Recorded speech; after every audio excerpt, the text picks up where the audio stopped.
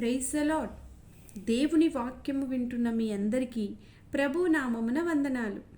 ఈరోజు చదవబోయే అధ్యాయం ద్వారా యాకోబు తన కుమారులను దీవించి వారికి ఆజ్ఞాపించిన తరువాత తన ప్రాణము విడిచెను. యోసేపు ఎంతగానో ఏడ్చాడు. తరువాత తన దాసులైన వైద్యులకు చెప్పాడు, సుగంధ ద్రవ్యములతో సిద్ధపరుచుడి అని. యాకోబు గురించి ఐగుప్తీయులు 70 దినాలు అంగలార్చారు. బానిసగా ఉన్న యోసేపుని దేవుడు ఎంత హెచ్చించాడు. తన తండ్రి సమాధి కూడా ఎంతో ఘనంగా చేయడానికి ఐగుప్తీయుల పెద్దలందరూ కనాను దేశానికి వెళ్ళి పాతిపెట్టారు. యోసేపు పుట్టినప్పటి నుండి మరణం వరకు దేవునికి ఎంతో నమ్మకంగా జీవించారు. అందుకే యోసేపు మాత్రమే కాదు, తన కుటుంబాన్ని కూడా రక్షించుకొని, అనగా తన సహోదరులను వారి వారి కుటుంబాలు శ్రేష్టమైన జీవితం జీవించడానికి కారణమయ్యారు. చివరిగా యోసేపు మరణముతో ఈ అధ్యాయం ముగిస్తుంది.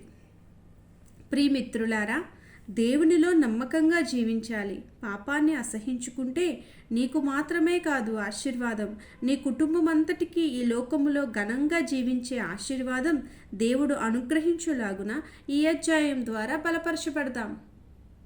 ప్రతిరోజు బైబిల్ చదువుదాం అనే కార్యక్రమానికి స్వాగతం. ఈరోజు ఆదికాండము 50వ అధ్యాయం. ఆదికాండము 50వ అధ్యాయం చదువుకుందాం. యోసేపు తన తండ్రి ముఖము మీద పడి అతని గూర్చి ఏడ్చి అతని ముద్దు పెట్టుకొనెను. తరువాత యోసేపు సుగంధ ద్రవ్యములతో తన తండ్రి శవమును సిద్ధపరచవలనని తన దాసులైన వైద్యులకు ఆజ్ఞాపించెను. గనుక ఆ వైద్యులు ఇశ్రాయేలును సుగంధ ద్రవ్యములతో సిద్ధపరచిరి. సుగంధ ద్రవ్యములతో సిద్ధపరచబడు వారి కొరకు దినములు సంపూర్ణమగునట్లు అతని కొరకు 40 దినములు సంపూర్ణమాయెను. అతని గూర్చి ఐగుప్తీయులు 70 దినములు అంగలార్చిరి. అతని గూర్చిన అంగలార్పు దినములు గడిచిన తరువాత యోసేపు ఫరో ఇంటి వారితో మాట్లాడి, మీ కటాక్షము నా మీద నున్న ఎడల మీరు అనుగ్రహించి నా మనవి ఫరో చెవిని వేసి నా తండ్రి నా చేత ప్రమాణము చేయించి, ఇదిగో నేను చనిపోవచ్చున్నాను, కనానులో నా నిమిత్తము సమాధి త్రవ్వించితిరి కదా, అందులోనే నన్ను పాతిపెట్టవల్లని చెప్పాను. కాబట్టి సెలవైతే నేనక్కడికి వెళ్ళి నా తండ్రిని పాతిపెట్టి మరల వచ్చేదనని చెప్పుడనెను. అందుకు ఫరో, అతడు నీ చేత చేయించిన ప్రమాణము చొప్పున వెళ్ళి నీ తండ్రిని పాతిపెట్టుమని సెలవిచ్చెను. కాబట్టి యోసేపు తన తండ్రిని పాతిపెట్టుటకు పోయెను. అతనితో ఫరో ఇంటి పెద్దలైన అతడి సేవకులందరూ, ఐగుప్తు దేశపు పెద్దలందరూ, యోసేపు ఇంటి వారందరూ, అతని సహోదరులను, అతని తండ్రి ఇంటివారును వెళ్ళిరి. వారు తమ పిల్లలను, తమ గొర్రెల మందలను, తమ పశువులను మాత్రము గోషేను దేశములో విడిచిపెట్టిరి. మరియు రథములను రౌతులను అతనితో వెళ్ళినందున ఆ సమూహము బహు విస్తారమాయెను. యోర్దానునకు అవతలనున్న అటదు కళ్ళమునొద్దకు చేరి అక్కడ బహు ఘోరముగా అంగలార్చిరి. అతడు తన తండ్రిని గూర్చి 7 దినములు దుఃఖము సలిపెను. ఆ దేశమందు నివసించిన కనానీయులు అటదు కళ్ళమునొద్ద ఆ దుఃఖము సలుపుట చూచి ఐగుప్తీయులకు ఇది మిక్కటమైన దుఃఖమని చెప్పుకునిరి. గనుక దానికి అబేల్ మిస్రాయిము అను పేరు పెట్టబడెను. అది యోర్దానునకు అవతలనున్నది. అతని కుమారులు తన విషయమై అతడు వారికి ఆజ్ఞాపించినట్లు చేసిరి. అతని కుమారులు కనాను దేశమునకు అతని శవమును తీసుకొని పోయి మక్పెలా పొలమందున్న గుహలో పాతిపెట్టిరి. దానిని, ఆ పొలమును అబ్రహాము తనకు శ్మశానము కొరకు స్వాస్థ్యముగా నుండు నిమిత్తము మమ్రే ఎదుట హిత్తీయుడైన ఎఫ్రోను యొద్ద కొనెను. యోసేపు తన తండ్రిని పాతిపెట్టిన తరువాత అతడును, అతని సహోదరులను, అతని తండ్రిని పాతిపెట్ట వెళ్ళిన వారందరూ తిరిగి ఐగుప్తునకు వచ్చిరి. యోసేపు సహోదరులు తమ తండ్రి మృతి పొందుట చూచి, ఒకవేళ యోసేపు మన యందు పగపట్టి మనం అతనికి చేసిన కీడంతటి చొప్పున మనకు నిశ్చయముగా కీడు జరిగించుననుకుని యోసేపునకు ఇలాగూ వర్తమాన పంపిరి.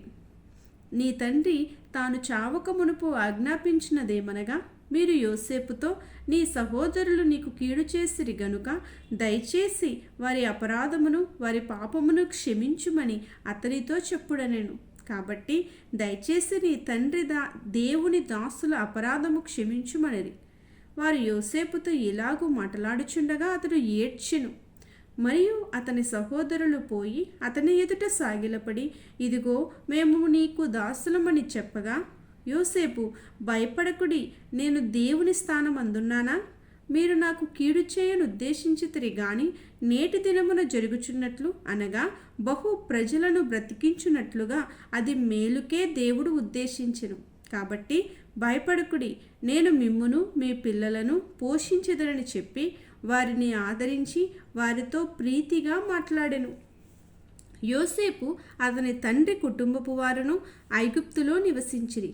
యోసేపు 110 సంవత్సరములు బ్రతికెను. యోసేపు ఎఫ్రాయిము యొక్క 3వ తరము పిల్లలను చూచెను. మరియు మనష్షే కుమారుడైన మాకీరునకు కుమారులు పుట్టి యోసేపు ఒడిలో ఉంచబడిరి. యోసేపు తన సహోదరులను చూచి, నేను చనిపోవచ్చున్నాను, దేవుడు నిశ్చయముగా మిమ్మును చూడవచ్చి ఈ దేశములో నుండి తాను అబ్రహాము, ఇస్సాకు, యాకోబులతో ప్రమాణము చేసి ఇచ్చిన దేశమునకు మిమ్మును తీసుకుని పోవునని చెప్పెను. మరియు యోసేపు, దేవుడు నిశ్చయముగా మిమ్మును చూడవచ్చును, అప్పుడు మీరు నా ఎముకలను ఇక్కడ నుండి తీసుకుని పోవాలని చెప్పి ఇశ్రాయేలు కుమారుల చేత ప్రమాణము చేయించుకునేను.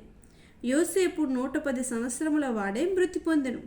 వారు సుగంధ ద్రవ్యములతో అతని శవమును సిద్ధపరిచి ఐగుప్తు దేశమందు ఒక పెట్టెలో ఉంచిరి. దేవుడి వాక్యమును దీవించి మన వినికిడిలో ఆశీర్వదించునుగాక.